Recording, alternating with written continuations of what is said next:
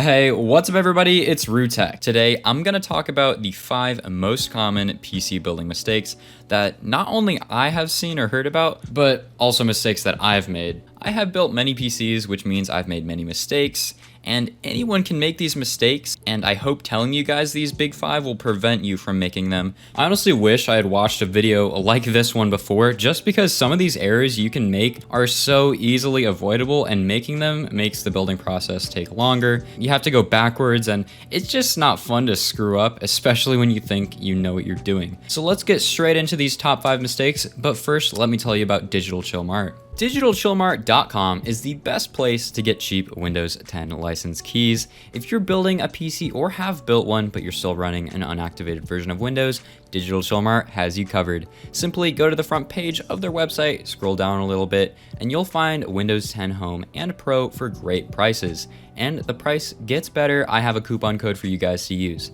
Type in RUTECH right here and it'll instantly be applied. Link for Digital Chill Mart will be in my description.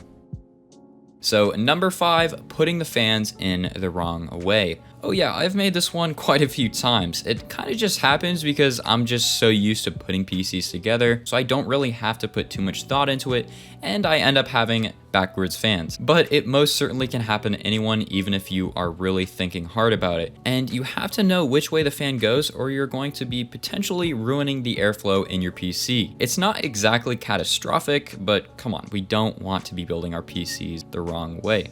Avoiding this mistake is quite simple. Most fans are constructed in a way that makes it pretty obvious which way the fan blows air. You'll usually find this grill structure on the side that blows out the air. So as you can see with this diagram, the air is blowing this way.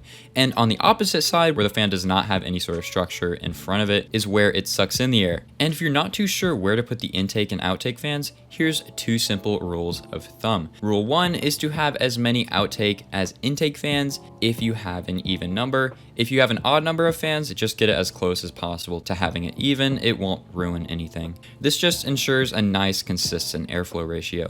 And the second rule of thumb is to have your intake fans up front and outtake in the top and back, as you can see here.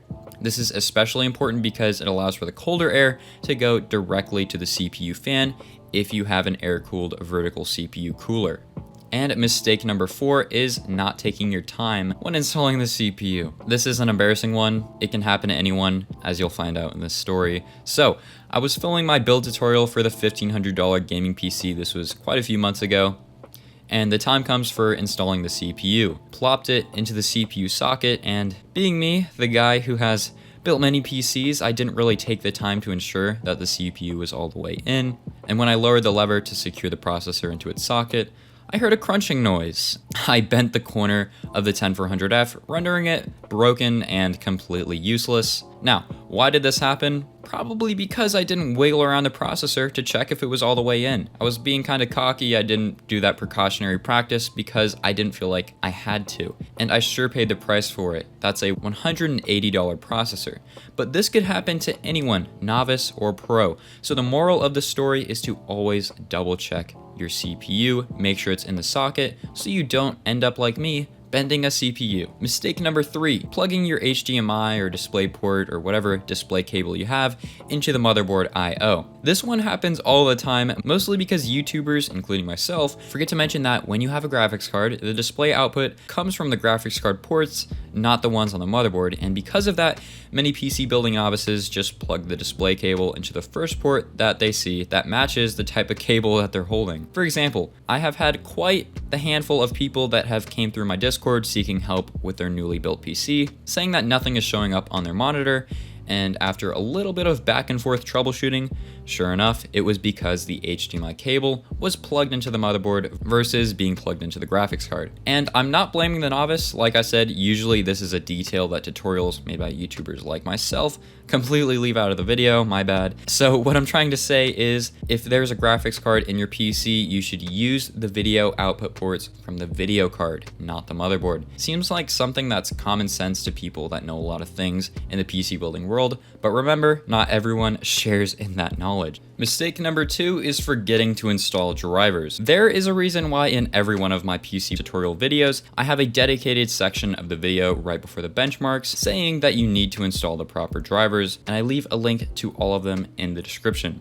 It is always extremely important to have the proper drivers installed on a newly built PC if you want to have a stable gaming experience or just a stable computer in general. Usually when you look in the update notes of graphics card drivers, for example, you'll see it say something like stability improvements or something along those lines. Although a lot of times you don't necessarily need the latest and greatest driver update for your video card, having it could potentially save your game from crashing in the middle of a competitive round of Rainbow Six Siege. And you just don't want that to happen, so just update your drivers. And mistake number 1, not planning out a good PC for your budget.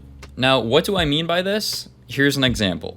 Johnny has $1,000 and he blows a huge chunk of his budget on 16 gigabytes of 3600 megahertz CL14 RAM. Totally unnecessary spending of a huge chunk of his budget.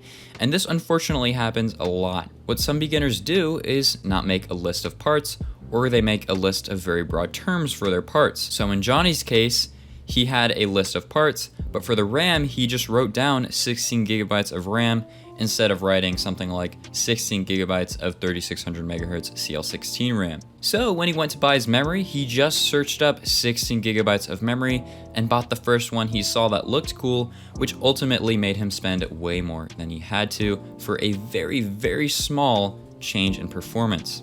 So the moral of the story, make a parts list or get one from someone who knows what they're talking about. PCPartPicker.com is the best PC planning website, and if you really don't know who or where to turn to for advice on what parts to get, some great places to go are the Linus Tech Tips forums, my Discord server, a lot of helpful people there, and I gotta say it, my channel. I have a ton of PC builds for different budgets, however, most of these are outdated due to the GPU shortage crisis. But either way, always get a second opinion from someone who knows what's up when it comes to PC building. It'll benefit you greatly, could save you some money, or could get you way better performance than what you could have had with your not too great parts list. So yeah, those are the top 5 mistakes that I've seen or that I regretfully have done myself. Don't make these mistakes, especially that CPU one. I hope you guys learned a good bit in this video and will now know what to look out for and what to really narrow in on when you're assembling your new computer. If you enjoy the video, drop a like. Have any comments or questions, drop a comment below. And if you enjoy the content that you're seeing, drop a sub. And if you really enjoy my content, you should really consider checking out my Patreon. There's a ton of awesome benefits there for you. Thanks for watching. Peace out.